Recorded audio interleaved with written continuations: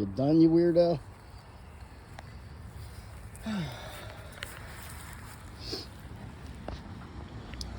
Okay, today is Tuesday, September 5th.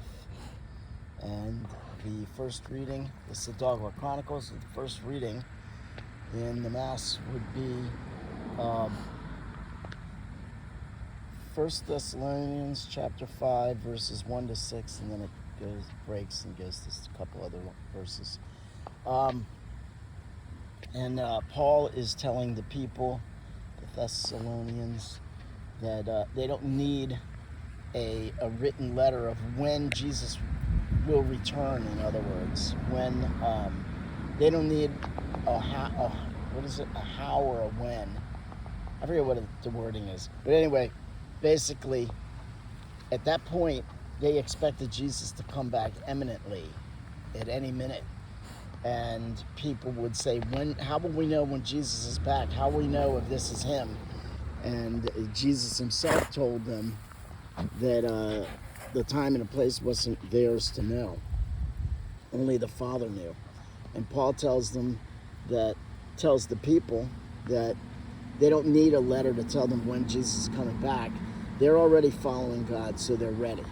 This continues that theme of being ready. Maybe all the gospel is about being ready. Maybe. But it seems to be a preeminent theme for the last week or two. Be ready for when Christ comes back. But I guess more importantly to each of us, be ready for when we go back to Christ and face him, and he either says, "Come in, good and faithful servant," or he says, "Get out of here, I don't even know you." You don't want that. So Paul tells them, you're following what we taught you, you're following what Jesus said, you're doing the right things, keep doing that, and don't worry about when the time is. Don't worry about those things, like the rapture today, when some years ago, when people were so preoccupied with that. But then our gospel, it looks like we're in Luke now. We were in Matthew last week, and we're in Luke chapter 4. And Jesus, yesterday I think we heard that Jesus stood up in the synagogue. So Jesus had been out in the desert. He was tested. He was baptized. He came in and to his town, to the synagogue, got up and started reading from Isaiah. I think it's chapter 61. Is that right? Anyway, started reading that now is an acceptable time to God. The blind will see. The prisoners will be released, and it's an acceptable time to the Lord.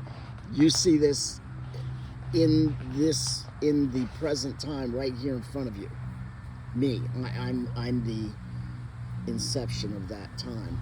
And they're happy for a minute, and then they say, "Wait, we know you. You're just a carpenter's son. How can this be? Blah blah." And Jesus tells them, "You don't, just like the rest of the Jews in different times, you don't listen." And even foreigners listened, and that really ticked them off because they thought foreigners were inferior. So they walked him to the precipice and were going to throw him off, and Jesus walks through. So now Jesus goes, I believe it's to the town of Capernaum in Galilee. And after all of that, I forgot what for goodness sakes. For goodness sakes. Jesus is in Capernaum. And he's, I think he's again in the synagogue. And a man I never noticed the reading of this. A man with the spirit of something demon. The spirit of a possessed, whatever. The spirit of an evil demon not an evil demon was in the man, but the spirit of an evil demon was in the man. I never really noticed that wording.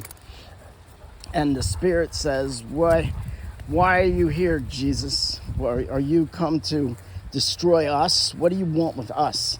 And Jesus says, silence, get out of him. The demon thrashes the guy around, but he's unhurt. But it comes out of him, and the people are amazed. They were already amazed at what he was saying, and now, like we know, he does a miracle. Usually he does a miracle and then he speaks, right? Here, he was speaking to them in a synagogue, and they were amazed at his words, his gracious words. Or maybe I'm inflating the time sequence.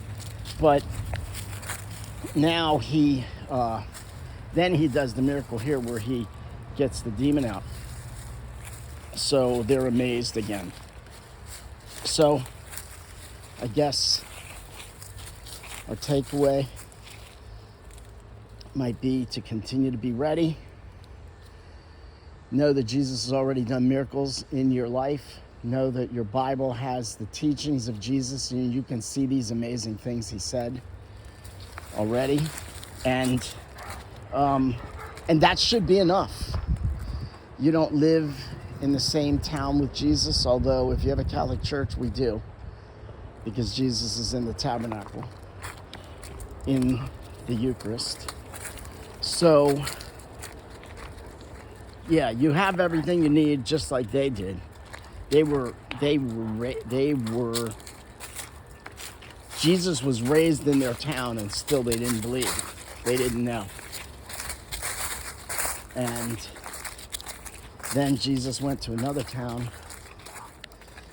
and they did accept. So accept and be ready.